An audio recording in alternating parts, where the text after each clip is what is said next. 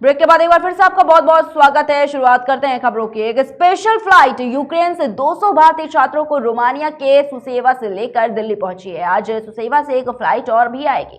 वहीं यूक्रेन से लौटे एक छात्र ने कहा, जब हम बस में यात्रा कर रहे थे वहां कोई बम विस्फोट नहीं हुआ। सरकार और दूतावास ने हमारी बहुत मदद की। हम वापस आकर बहुत खुश हैं। यूक्रेन में फंसे करीब 20,000 भारतीयों में से करीब 17,400 लोगों को एयरलिफ्ट करके भारत लाया जा चुका है।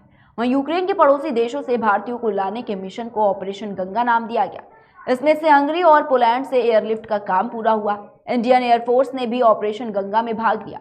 एयरफोर्स के C-17 ग्लोब स्टार की 10 उड़ानों में से 2056 यात्रियों को वापस लाया गया था।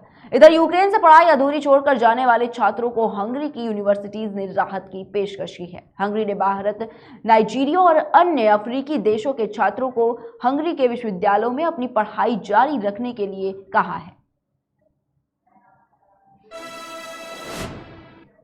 सबके लिए सबसे जरूरी खबर आ चुकी है, यानी 5 राज्यों के नतीजों से पहले उन पर बातें करने की सबसे बड़ी वजह एग्जिट पोल।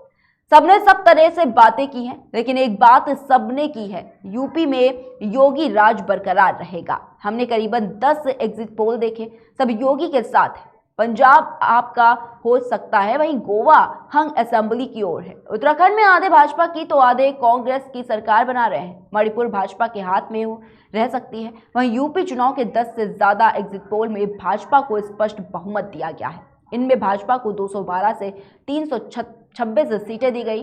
वहीं 2017 के चुनाव में भाजपा को 312 सीटें मिली थी, यानी भाजपा पिछला प्रदर्शन नहीं दोहरा रही, पर सरकार तो बना रही है। इसके लिए 202 नंबर ही चाहिए।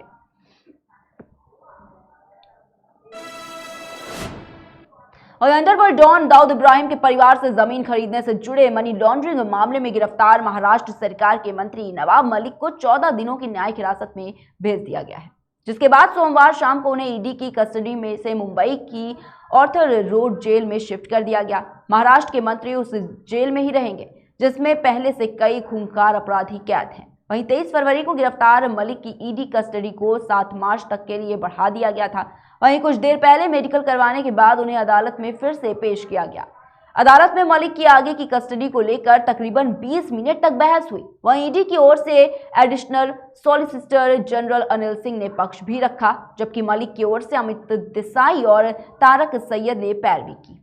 अदालत में सुनवाई के दौरान additional solicitor general Anil Singh ने अदालत से उनकी कस्टडी बढ़ाने की मांग नहीं करते हुए उन्हें न्यायिक हिरासत में भेजने का आग्रह किया, जिसे जज ने मान भी लिया। हालांकि इसके बावजूद मलिक के वकील तारक सैयद ने उनकी कस्टडी का विरोध करते हुए एक एप्लीकेशन मूव की थी। इससे पहले की सुनवाई में सरकारी वकील ने 1993 बम धमाकों से जुड़ा एक कॉन्फिडेंशियल स्टेटमेंट अदालत के सामने रखा, जिसके बाद मलिक की कस्टडी को बढ़ा दिया गया था।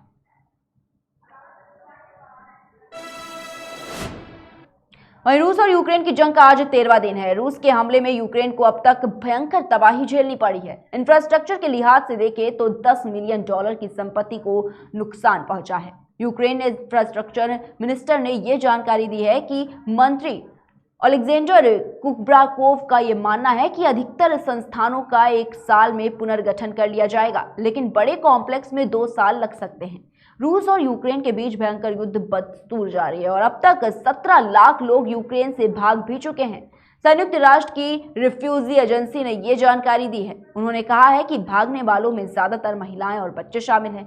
वहीं दूसरी ओर रूस ने नागरिकों को निकालने के लिए सोमवार सुबह से संघर्ष विराम के साथ कई क्षेत्रों में मानवीय गलियारों को खोलने की घोषणा भी की। हालांकि निकासी मार्ग ज्यादातर रूस और उसके सहयोगी देश बेलारूस की ओर जा रहे हैं। ये तुरंत स्पष्ट नहीं है कि क्या नागरिकों को निकाला जा रहा है या गलियारों की नई घोषणा के बाद भी रूसी सेना ने कुछ यूक्रेनी शहरों पर रॉकेट हमला भी जारी रखा और कुछ क्षेत्रों में भयंकर लड़ाई भी जारी है। उत्तर, दक्षिण और मध्य यूक्रेन के शहरों में रूस की लगातार जारी गोलाबारी के बीच हजारों यूक्रेनी नागरिक वहां से सुरक्षित निकालने की कोशिश में जुटे हुए हैं।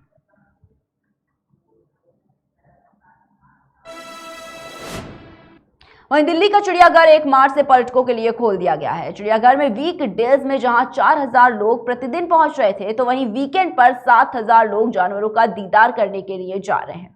दिल्ली के चिड़ियाघर में अलग अलग प्रकार के सभी जानवर और पक्षी मौजूद हैं, जिन्हें देखकर शहरों में रहने वाले लोग बेहद ही उत्साहित हैं और सबसे ज्यादा चिड़ियाघर में शेर और बाघ दो ऐसे जानवर हैं जिन्हें देखना लोग बेहद पसंद करते हैं और इन्हें देखकर बहुत ज्यादा एक्साइटेड भी होते हैं। ऐसे में हम आपको बताते हैं कि चिड़ियाघर में कुल कितने शेर और टाइगर हैं। तो जानकारी के मुताबिक मौजूदा समय में दिल्ली के चिड़ियाघर में करीब 5 शेर और 4 येलो टाइगर बचे हैं, जबकि पहले इनकी संख्या दर्जनों में थी। आपको बताना चाहेंगे कि जूलॉजिकल पार्क में पिछले करीब 2.5 साल के दौरान आधा दर्जन शेर और टाइगर की मौत हो चुकी है, जिसके बाद दिल्ली के चिड़ियाघर में करीब 5 शेर और 4 टाइगर हैं। चिड़ियाघर में सुंदरम नाम का एक बूढ़ा शेर भी है जिसकी उम्र करीब 15 साल है और इसके अलावा महेश्वर, शैलजा, महागौरी समेत 5 शेर भी हैं। इसके साथ ही साथ येलो टाइगर की संख्या 4 है, जिसमें 1 नर और 3 मादा टाइगर है।